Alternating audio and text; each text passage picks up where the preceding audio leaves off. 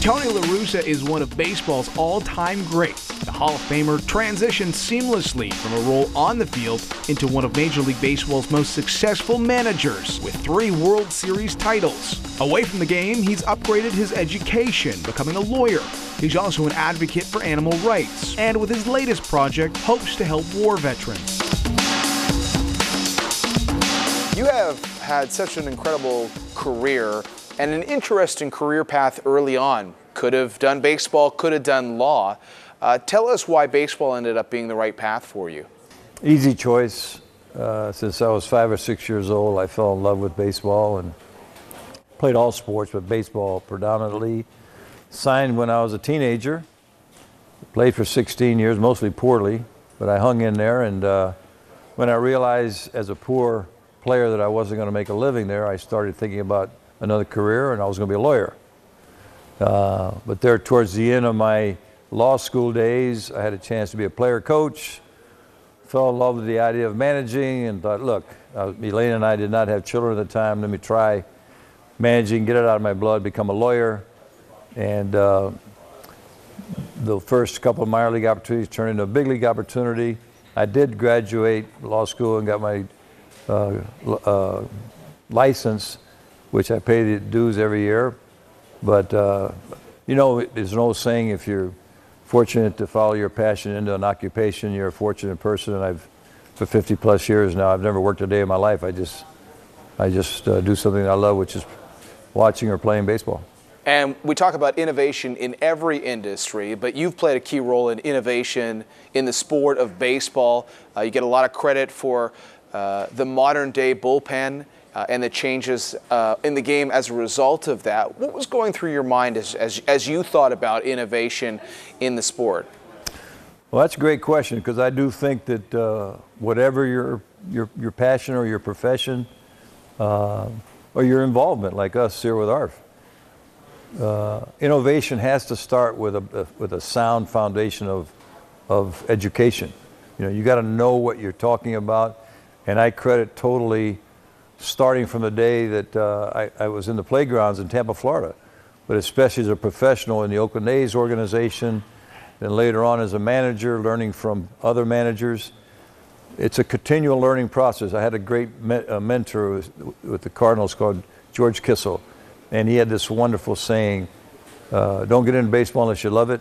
And if you love it, means you got to learn as much as you can, and the more you learn, the more you love it. And I do believe that once you have a very deep understanding of what you're doing, then the innovative part follows, because, hey, there's a problem, but you reach into this background and you come up with a solution. Sometimes they don't work, but at least the worst thing you can do is accept the status quo.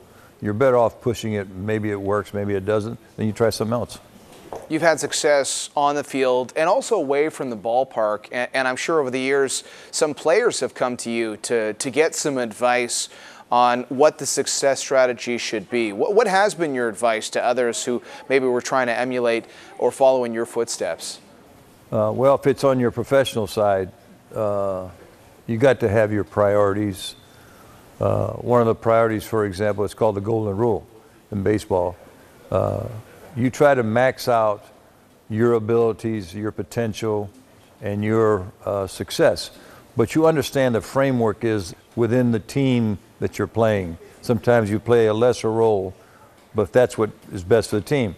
And then the golden rule is every team owes its devotion to the fans and the greater good, which is Major League Baseball. So I think that you understand priorities.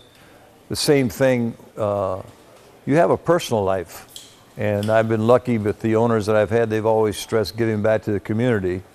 And once you start giving back, you understand you've got this unique connection with people.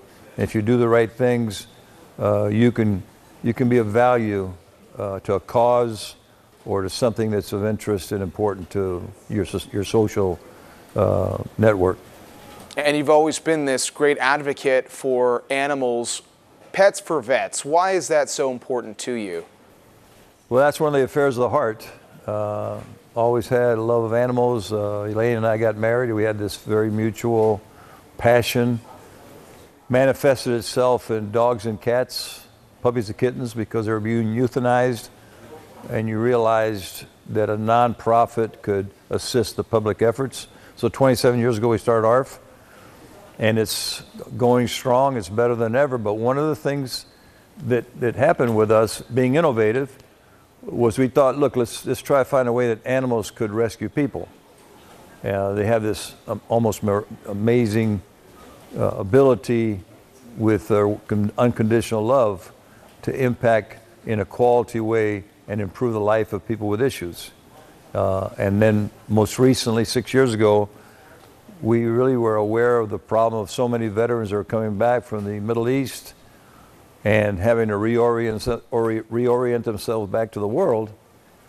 And they had all kinds of issues: reorientation, education, employment, housing. We said dogs. And we thought it was going to be good. 6 years later, we've had incredible success with pets and vets.